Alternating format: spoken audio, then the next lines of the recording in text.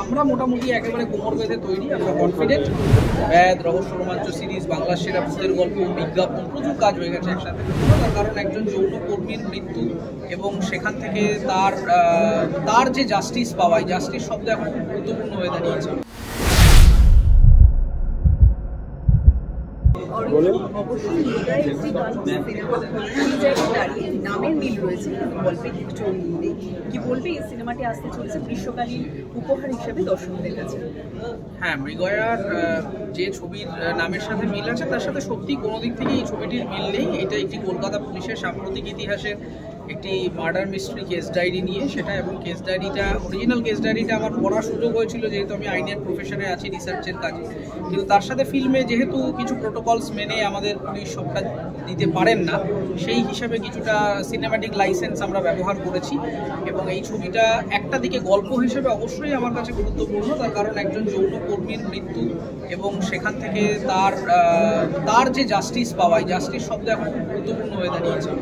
সেই জাস্টিস যে তিনি পেয়েছিলেন, কিভাবে তদন্ত হয়েছিল, কেন এরকম এই স্টিগমাগুলো আমাদের ভাঙা প্রয়োজন, একজন সেক্স ওয়ার্কারকে আমরা আসলেই ওয়ার্কার হিসাবে ধরি কিনা, এই প্রশ্নগুলো আমাদের এখনো সমাজের মধ্যে আমাদেরকে বেশ ভাবায়। সেই জায়গা থেকে এই ছবিটা একটা বড় সোশ্যাল এবং পলিটিক্যাল মেসেজ আমাদের সকলের সামনে আনবে, এবং সেই দিক থেকে ছবিটা আমার কাছে খুব ভালো লাগা। এবং ছবির ডিরেক্টর অভিরূপ ঘোষ, তার সাথে আমি ক্যামেরার পেছনে বহু কাজ একসাথে করেছি। ব্যাদ, রহস্য রোমাঞ্চ সিরিজ, বাংলার সেরা ভূতের গল্প, বিজ্ঞাপন, প্রচুর কাজ হয়ে গেছে একসাথে, এবং প্রত্যেকটাই মানুষের খুব পছন্দের। এবং অভিরূপ ঘোষের একটা নিজস্ব স্টাইল অফ মেকিং আছে, সেইটাও মানুষকে ভীষণ আকৃষ্ট করে। তার একটা নিজস্ব ফ্যান ক্লাব আছে বলা যেতে পারে আর কি। তো সেইখান থেকে অভিরূপ ঘোষের সাথে আবার পুনরায় পোস্ট প্রোডাকশানে যুক্ত হতে পারছি, সেটা আমার কাছে খুব ভালো লাগা। এবং অবশ্যই কলকাতা পুলিশের যারা আছেন তদন্তকারী অফিসাররা, তারাও আমাকে রেখেছেন তাদের হয়ে বিভিন্ন রকম কথা বলবার জন্য, সেটাও আমার কাছে একটা বড় প্রাপ্তি। সব মিলিয়ে ছবিটা আমার কাছে খুব কাছের, এবং ছবিটা করে ভীষণ ভালো লাগছে। আজকে আমাদের ডে 0 ব্যাটেলফিল্ড একদম শুরু হবে, আমাদের আগামী কাল পরশু থেকে শুটিং শুরু।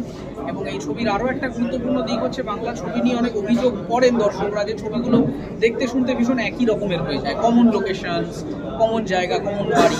সেই জায়গায় আমরা গোটা কলকাতার খুঁজে এমন কিছু আনএক্সপ্লোর্ড লোকেশন বার করেছি যে জায়গাগুলো ছবিটাকে একটা অন্যরকম স্পেকট্রাম দেবে। কারণ outdoor sequence, fight sequence, chase sequence আছে, যা হয় একটা ডিটেকটিভ ড্রামাতে।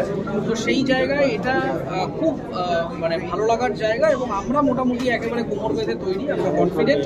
এবার বাকিটা আমরা আসল যুদ্ধক্ষেত্রে কী করতে পারবো, যুদ্ধে জয়লাভ করবো যখন মানুষ হলে আসবেন, ছবিটা দেখবেন এবং তারা তাদের